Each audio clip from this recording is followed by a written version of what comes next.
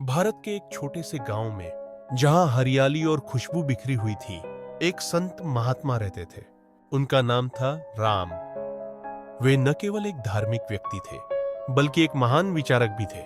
गांव वाले उन्हें बहुत मानते थे और उनके पास अपनी समस्याओं के समाधान के लिए आते थे। महात्मा राम का आश्रम एक सुंदर बगीचे के बीच था, जहां हर सुबह पक्षियों की चहचहाहट होती थी।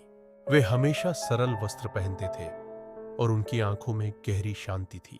उनका जीवन सादगी और प्रेम से भरा हुआ था। वे हमेशा दूसरों की मदद करने के लिए तत्पर रहते थे। गांव के बच्चे उन्हें बुआ दादाजी कहकर बुलाते थे।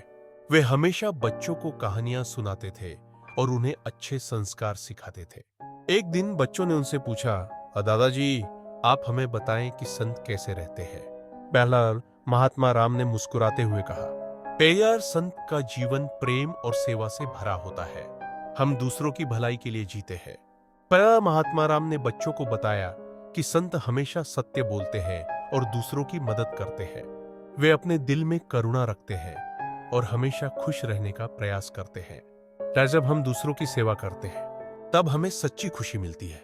प्रहलाद, उन्होंने कहा। बच्चों ने सोचा, सत्य क्या हम भी संत की तरह रह सकते हैं? पर महात्मा राम ने कहा, बिल्कुल। अगर तुम सच्चे दिल से दूसरों की मदद करोगे तो तुम भी संत बन सकते हो। उस दिन से बच्चे गांव के लोगों की मदद करने लगे। वे बूढ़ों का हाथ थामते, बीमारों का हालचाल लेते और छोटे बच्चों के साथ खेलते। गांव में एक नई ऊर्जा फैल गई। महात्मा राम ने देखा कि कैसे उनके शब्दों ने बच्चों के दिलों में एक नई रोशनी भर दी थी। समय बीतता गया और बच्चे बड़े हुए, लेकिन उन्होंने संत महात्मा राम की सीख को कभी नहीं भुलाया।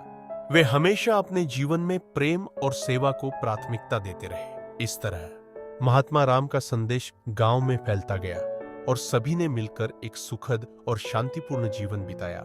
इस प्रकार संत महात्मा राम की शिक्षाएं आज भी गांव में जीवित है और हर कोई उनकी तरह जीने का प्रयास करता है।